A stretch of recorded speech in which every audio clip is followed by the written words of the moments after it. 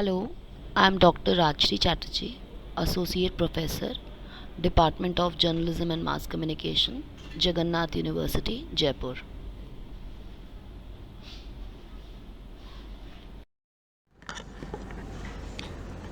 Hello everyone, my today's topic is budgetary procedures in India.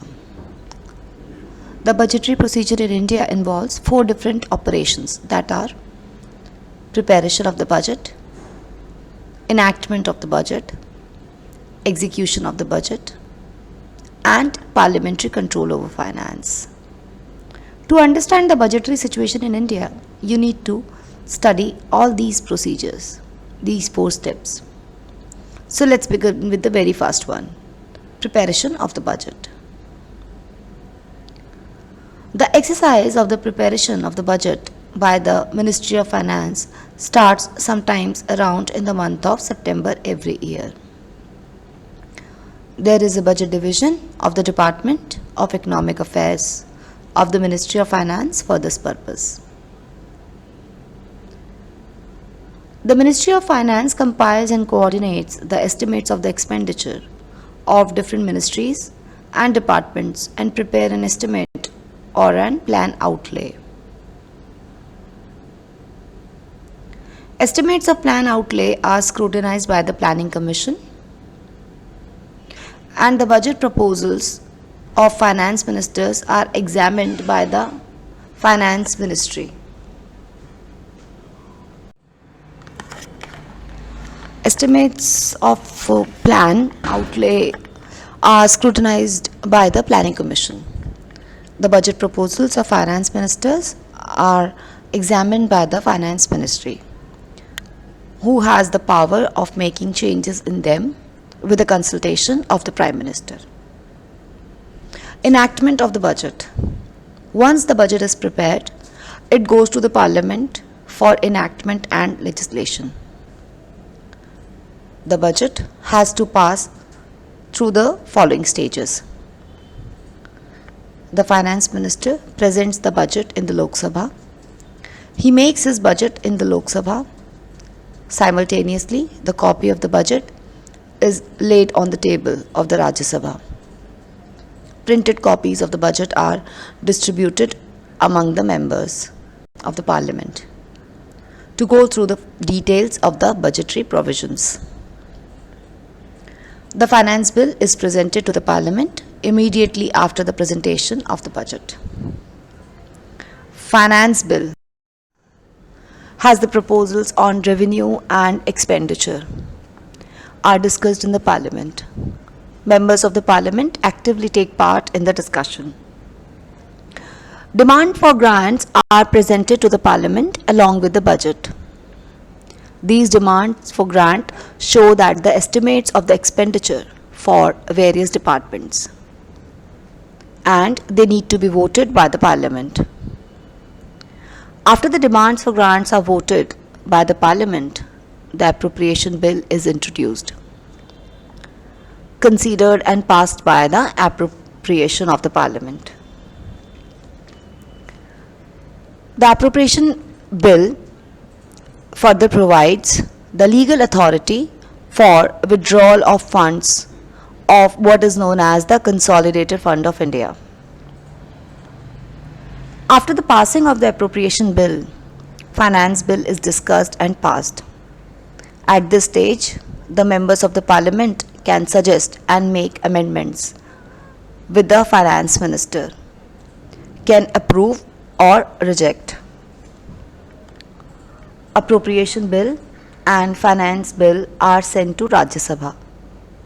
The Rajya Sabha is required to send back these bills to the Lok Sabha within 14 days, with or without the amendments. However, Lok Sabha may or may not accept the bill. It is very important to clear at this stage that Rajya Sabha has only the power of give some suggestions and recommendations.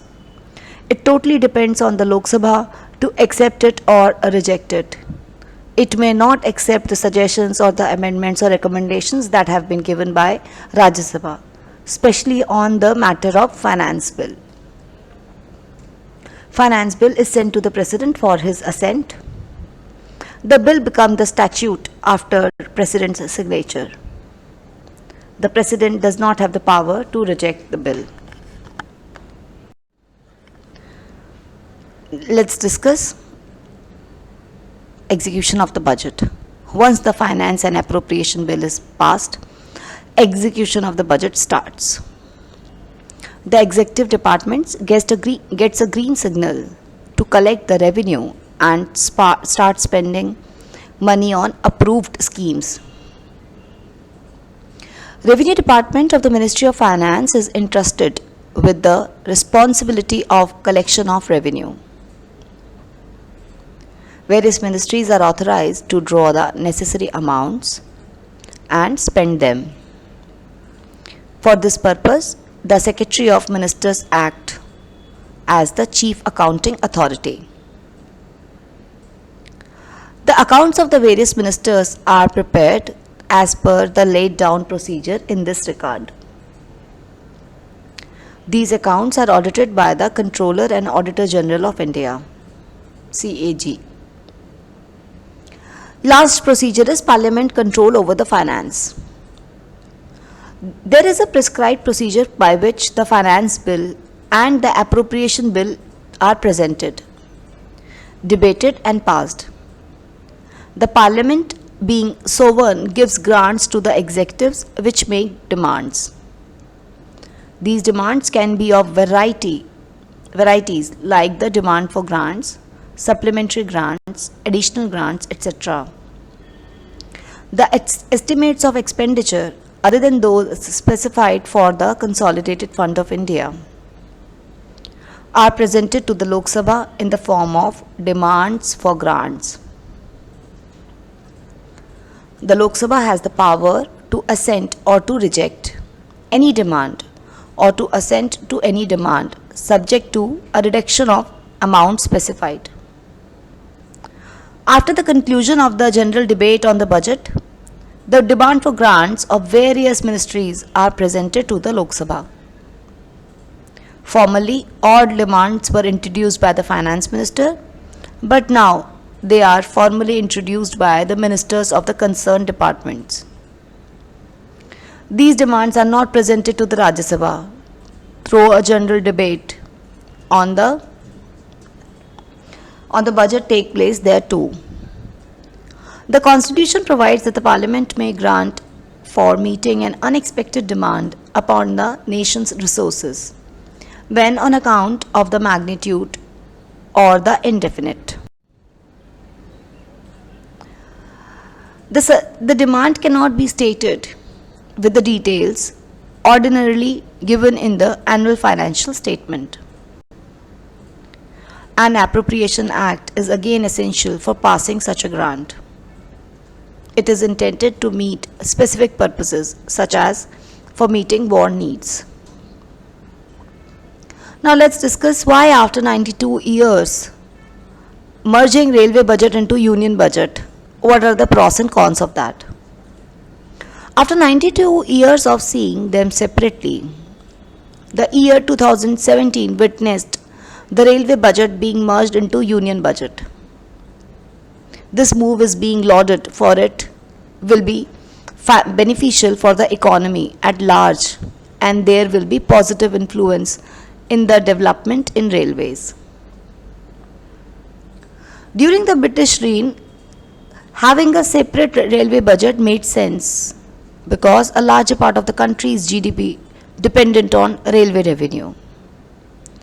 The tradition of having the budget separately continued when India's gained freedom, even though the railway revenue from railway continued to go lower than most of the organizations in public and private sector. Now let's discuss quickly the pros and cons. The pros are the scores. During the British rule, railway took up to 85% of yearly budget, while now it has gone down to 15% only. Having separate railway budget stopped making sense long ago, but the old tradition was not done away with.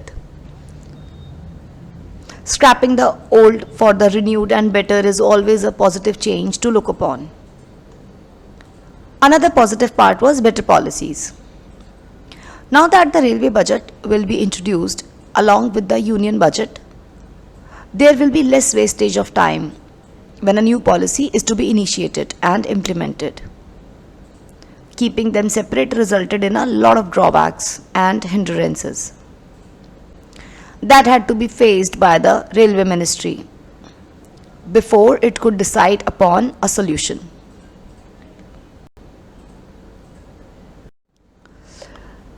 Another positive point is party politics. Minority parties fighting to meet their intentions, and ministers of certain stages arguing new railways and trains for their region has always been known to result in everlasting brawl. There will be less of political pressure on the railway budget, and the center will have the ultimate hold of the decision making. Next point is goodbye to annual dividend. When rail budget had to be introduced separately, the railways need to pay an annual dividend to render its budgetary support to the government. The railways will be free of this now, and the same fund could now be used in better ways for development the conditions of Indian railways. Lastly, the huge loss. Our railways are running on loss. There are lesser funds for development plans, and most of them are wasted in wrongful manner. When there emerges a demand for the regional MLA who promised new trains and stoppages for their location during the time of election, when it goes in the hands of Finance Ministry, it would mean an absolute end to this and a more commercialized distribution of resources. Now let's discuss with the cons of this.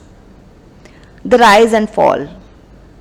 Henceforth, the distribution and allocation of funds to various departments will all go under the Finance Ministry, which will take decisions according to the rise and fall of the budget. A fall in the annual budget will mean a similar cut in the railway and other budgets. This will be something unusual for the railway, and they might not react supportively to that. Another important factor is condition of government department. The depleting condition of the various departments under the government has always been prominent. There is lesser attention paid to the responsibilities, and everyone is busy sorting out their own means. Railways might see drastic disadvantage if the merging doesn't reap the desired result. Another point is goodbye to privatization. There have previously been talks of privatization of Indian railways in order to improve and develop them with world-class facilities and cleanliness. It was not well received earlier, and after the merging, there will be a complete end to any future chances of privatization. At the efficient hands of government employees, nothing big could be expected. Loss for the railways. We know how much our parties love making promises and then reducing price to earn the favor of the voters. Not in the wildest dreams would they want to hike the railway prices and lose the vote bank that flows from commuters. Lesser hike in price might pose loss for the railways department. There have been mismanagement of highest order in Indian railways. If there are chances of seeing it improve, merging it with the union budget is just the solution that could help. The falling revenue and more projects for the new trains and stoppages have been a difficult project for the railway ministry, which took the right step by merging the two budgets. Now let's discuss budget advancement. The objective behind this move is to have the budget constitutionally approved by Parliament and assented to the President, and all allocation at different tiers disseminated to budget holders before the financial year begins on April 1. The proposal for a chance in the budget presentation date was first mooted by some of the government's senior most bureaucrats as a part of Transforming India initiative in January 2016. Presenting the budget earlier comes with both advantages and disadvantages. Now let's discuss the advantages. In the existing system, the Lok Sabha passes a vote on account for the April-June quarter, under which department are provided a sixth of their total allocation for the year. This is done by March. The finance bill is not passed before late April or early May. If the budget is read in January and passed by February or March, it would enable the government to do away with a vote on account for the first 3 months of a financial year. But retired and serving officials say the biggest plus would be that the financial bill incorporating the budget proposals could be passed by February or March. So government departments, agencies and state-owned companies would know their allocations right from April 1 when the financial year begins. It would also help the private sector to anticipate government procurement trends and evolve their business plans. And civil society could deliberate on and give feedback in time for the parliamentary discussions. Now let's discuss the disadvantages and close this topic. Disadvantages. One biggest disadvantage of advancing the budget presentation is lack of comprehensive revenue and expenditure data. Currently, work on the budget begins in earnest by December. By the time it is finalized in mid-February, data on revenue collection and expenditure trend is available for the first 9 months of the financial year, that is April and December, based on which projections for the full year can be made. To read the budget in January, the center will have to start preparing it by early October. To go by less than 6 months of data and making projections for full year and the next year based on such an incomplete picture will be an impossible task. Advancing the budget dates would be fraught with practical difficulties. Effective budget planning also depends on the monsoon forecast for the coming year, making the advancing the whole exercise even more difficult. Besides, whether the Chamber of Parliament and its standing committees will get adequate time to deliberate on the budget is a moot point. The standing committees of Parliament, whose charter is to examine the justification of the ministry-wise allocation and funding, needs of commitment programs included in the budget, undertake their scrutiny during a 2 or 3 week gap within the budget session period.